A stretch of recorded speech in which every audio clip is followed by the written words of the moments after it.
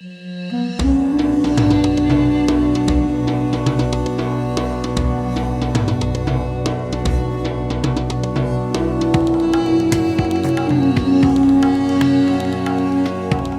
afternoon, everybody. I'd like to welcome you all to the Halftime Talk feature interview series. And I'm delighted today to be joined by Anne-Sophie Corbeau, Global Research Scholar at the Center on Global Energy Policy at Columbia University. One of many hats that you wear, I know, Anne-Sophie, but we'll introduce you with that. And off we go. And thank you so much for joining us today on Halftime Talk. Thank you for having me. It's a pleasure. Well, we're going to focus today on the gas story because that is one of your specialties. Let's start by just talking a little bit about the big picture. You know, the gas market has had quite a story, hasn't it? Since let's rewind to 2020. Everything's being put in that context, isn't it? Today, whatever we're talking about, and of course we had COVID, and then we had the post-COVID reopening of economies. Okay, and so we had that recovery. With countries struggling to recover, if you like. And then, of course, we had the Ukraine-Russia war starting, which was hugely disruptive for gas markets. But give us your view today almost at the end of 2024 now, on where Europe sits. Has it resolved its gas crisis? Have certain countries done better than others? What's the picture looking forward into 2025?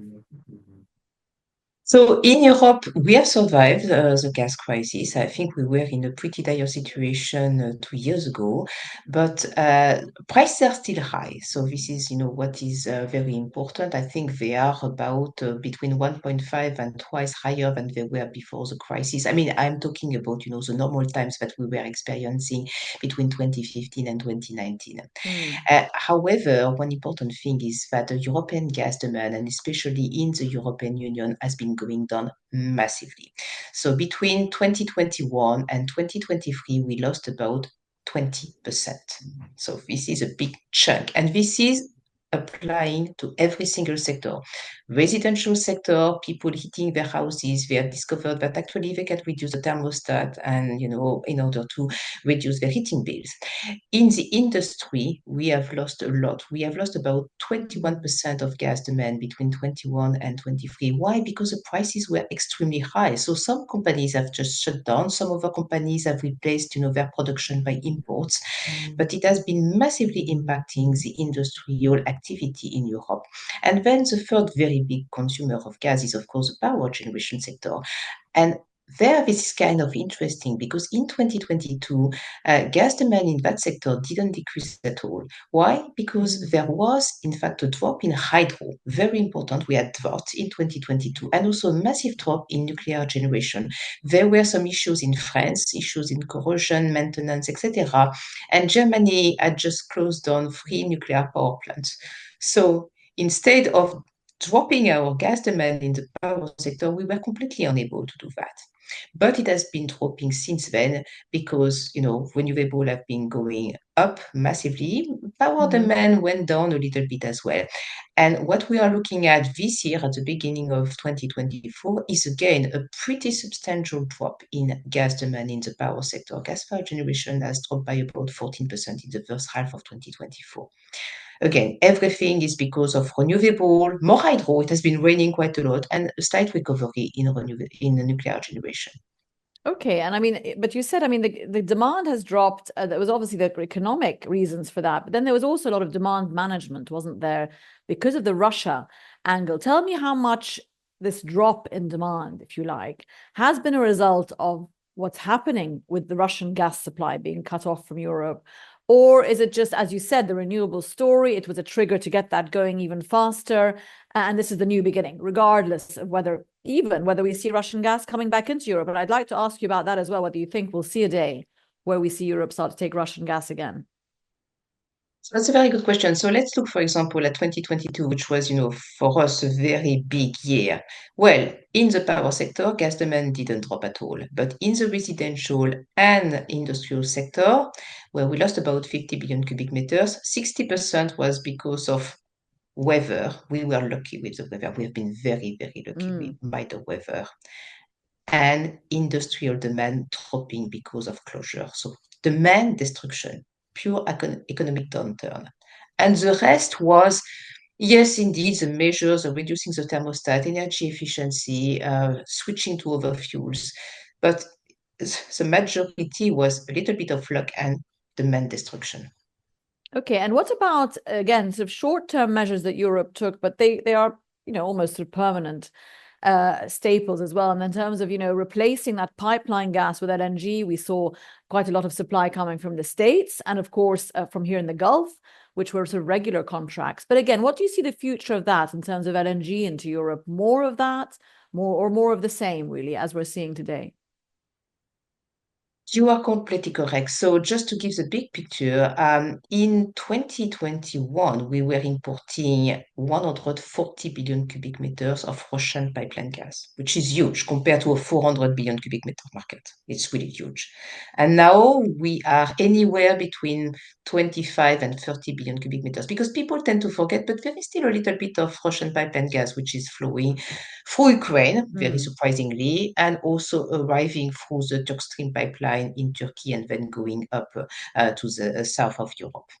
So that has been replaced by demand reduction and also by a lot of LNG, as you pointed out, notably from the US, which was really the country where LNG supply was growing a lot during that period. But we have seen a reorganization of flows towards Europe also because the prices in Mm. Europe were so high, so that there was definitely an interest from suppliers to be supplying that market.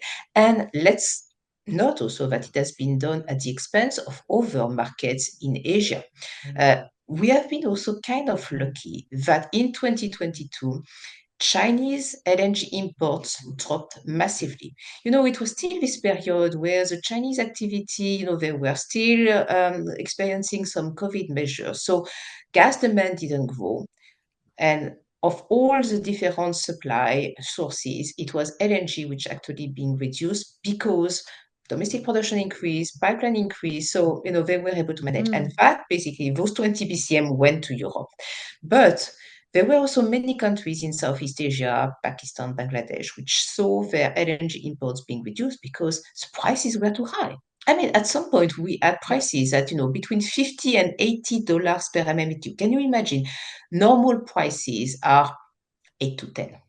So Yeah. It's simply the energy unaffordable was for those simply countries. exactly unaffordable.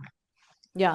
And I mean, Unaffordable. and you mentioned China, of course, that it sort of found it probably hard to compete with the pricing in 2022. So Europe was sort of paying for that. But, let's talk about China today, 2024. The economy is still in recovery. It's still growing, obviously. It's a huge economy. But a lot of talk on the oil market side, especially, how much that can continue to be, obviously a staple consumer of that. And how is the Chinese economy performance impacting, if you like, prices and the sort of outlook for Europe in that sense, in terms of those two competitive markets of demand?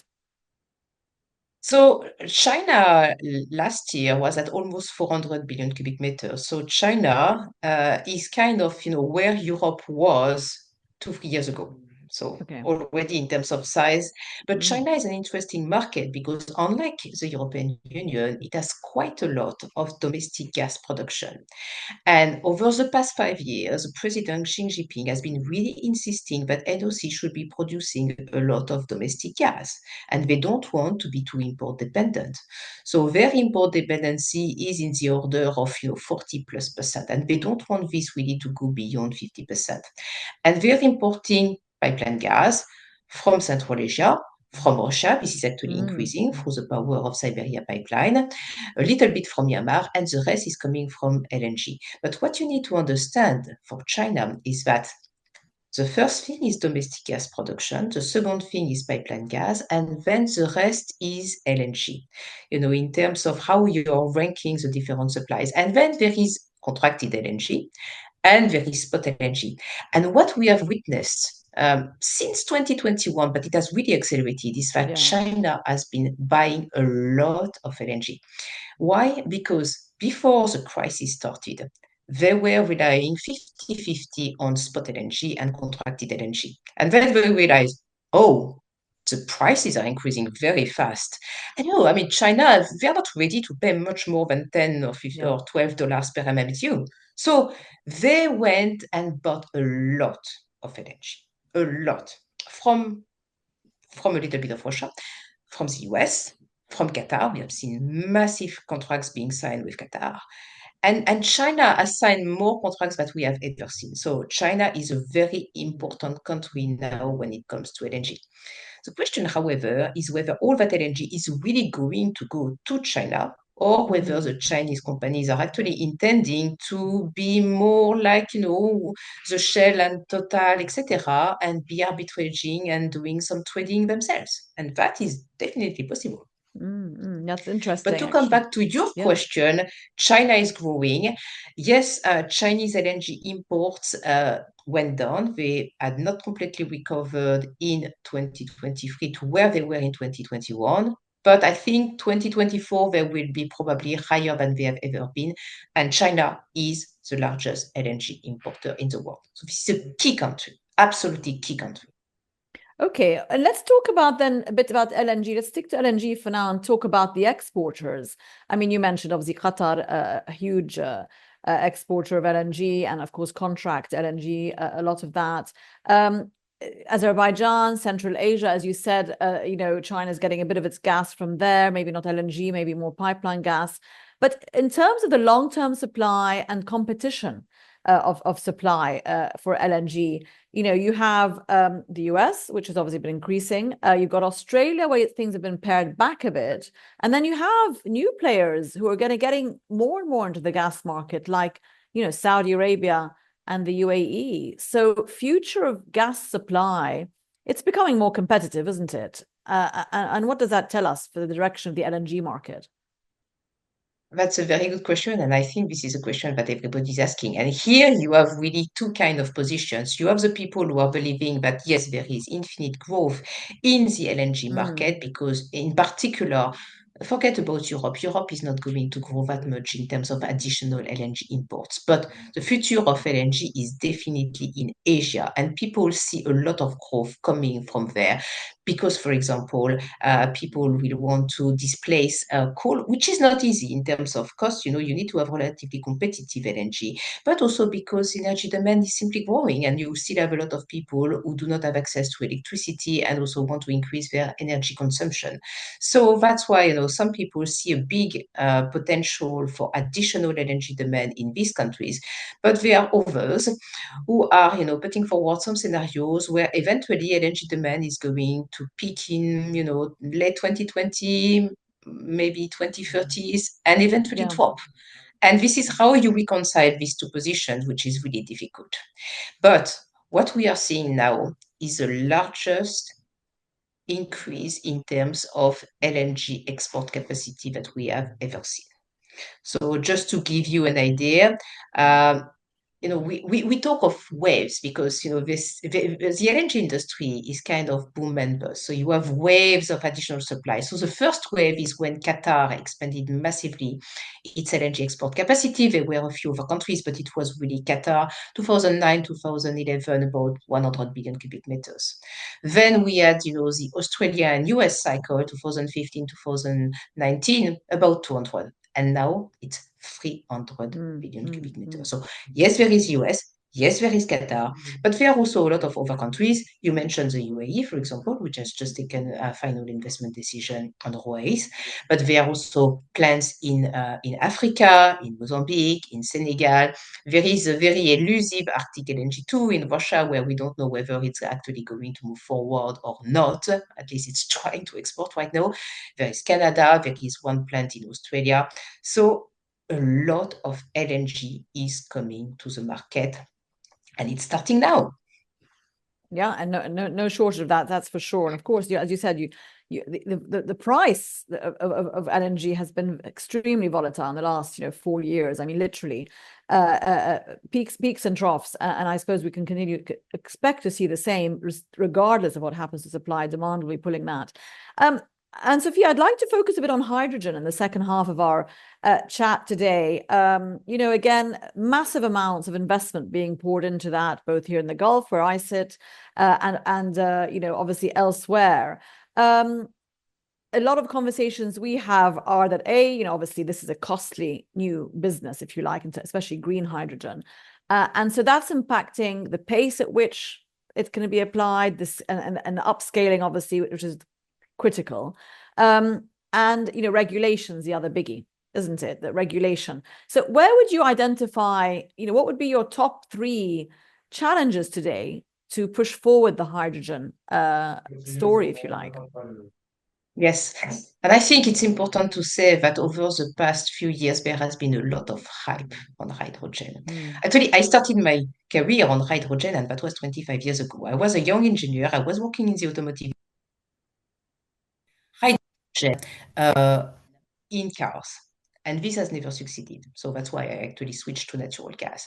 Why are we looking at hydrogen right now? Very simply because we want to go towards net zero.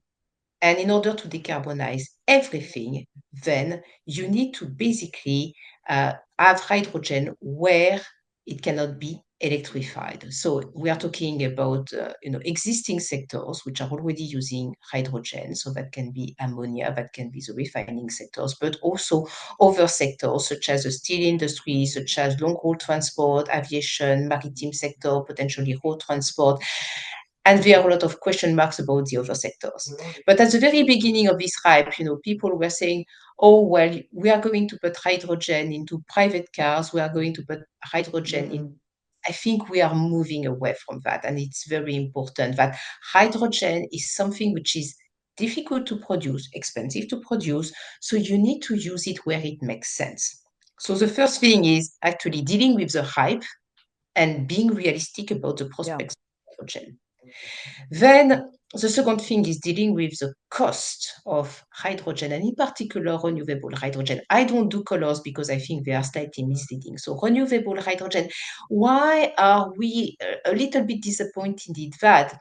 This is because unfortunately for hydrogen, it was picking up just when the cost of renewable went up, the cost of financing went up, and also the cost of raw material went up, which has impacted electrolyzers. So these 3 factors means that the cost of renewable hydrogen is actually increasing rather than decreasing as we were expecting. And this has to be dealt with. And then the third problem is, where is the demand? I mean, people were focusing on the supply, thinking, if I'm coming, forward with my project, customers are going to come. Well, customers are a little bit concerned. I mean, the existing consumers, they want to know to what extent, they will be able to transfer the cost onto the next user. So, if you are an ammonia producer, you're producing fertilizer, are you going to be able to transfer that to the farmer who is going to transfer that to eventually us buying vegetables and fruits? That's, a very important question. And for the new users, they are facing the fact that they are transferring to a new energy. They need also to transform their own facilities to be able to switch from, say, natural gas to hydrogen. So this is also costing quite a lot in terms of capex. And this demand part of the equation is very, very important. And that's, I think, what everybody is trying to deal with.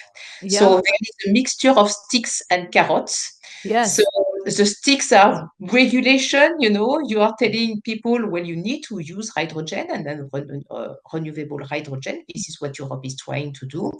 And there are also a lot of carrots. The carrots can be the contract for difference and any other incentive which would help, in particular the demand side, to move forward and to make, the bill a little bit lower.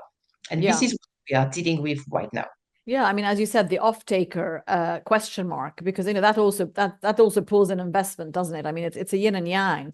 And where would you identify, even if we overcome these questions over time, are the most natural markets for importing hydrogen, whether it's ammonia or other means? Where the natural markets for it? Again, are we talking about Asia because of just generally economic growth and population growth, or would you see, as you said, particular hard to abate industries that are calling out for it? So that's a very important question because when, the whole discussion on hydrogen started, people were looking at importers. And I have done an analysis of all the hydrogen strategies which have been published so far, and there are about 60 of them. And what I have discovered is that there are actually very few countries which really want to import hydrogen. Mm, There are about 12 of them. And they are located essentially in two regions. First, Northeast Asia, so we're talking about Japan, Korea, Singapore as well, and then a few European countries, but not all of them. So yes, everybody has heard about Germany, yeah, about Belgium, about the Netherlands. France has just said, okay, we want to import hydrogen, maybe. But even in Europe, if you're looking at Spain, at Portugal, at the UK, at Norway, they actually want to export hydrogen. So, this is going to be a very, very competitive market. The countries who generally want to import hydrogen, there are very few of them. And then there is a question of, does it make sense to import hydrogen? Because what we have not solved yet is how we are going to transport hydrogen. Hydrogen is a complicated molecule. yes, I mean, it's very small. It's very energy intensive to liquefy it. You can also transform it into ammonia, which everybody knows how to deal with that. Um, you can transform it into you know, LOH, liquid organic hydrogen carrier. You can use e-methane. So there are many options, but nobody has really agreed. Although ammonia seems to be, the most quoted example or the most quoted mean to transport hydrogen, but this is costly. And absolutely. suddenly people are wondering, well, does it make sense to go through all these transport means? Or if I am, well, let's say if I am, the UAE, what is best to do? Do I want to actually, produce ammonia or hydrogen and try to export that to Asia or to Europe? Or do I want to produce the products, the industrial products in my own territory, gain a little bit more economic activity, and then transport the Yeah. semi-final or final industrial product like hot briquette iron, like steel? And then it's actually bringing more economic benefit because I will have, this steel manufacturing A whole industries new in sector. my own Exactly. country. Yeah, yeah, And this is what a lot of countries are now thinking about. And this is posing a different question about how you are actually splitting the economic activities, the industrial activity, especially for energy intensive industry across the world. absolutely. So And of are we course, going to see that moved out of Europe, move out of Japan and Korea? And I can tell you that this is a very important question for the European industries, for example, the steel industry across the world. absolutely. And of course, you have all these other factors influence. I mean, economically, globally, there's so much transition, isn't there, at the moment?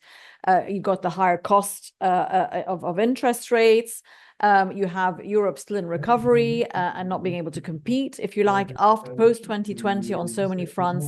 And you have obviously the whole, I wanted to touch base on, not just on gas as a transition fuel and how fast that's happening in terms of on our journey to more renewables, but also how is carbon pricing and emissions trading schemes, with back to Europe again, which has kind of been at the forefront of that as a success story. And how is that impacting, if you like, the pace that gas is making as a transition fuel, those schemes, those regulations in Europe, or is it just a foregone conclusion that yes, gas is here to stay until we can really make these other things economical? Indeed. So I would say it's in two stages. Carbon prices are making gas more competitive against coal. So this has helped in particular if you're looking at the period, the late 2010, we have been progressively reducing coal-fired generation in Europe. It has been also helped by a few other measures, but it has made gas more competitive. However, it's also making gas-fired generation more expensive compared to renewable, whose costs have been also declining. So It really depends. And I think this is going to be a question for many other countries.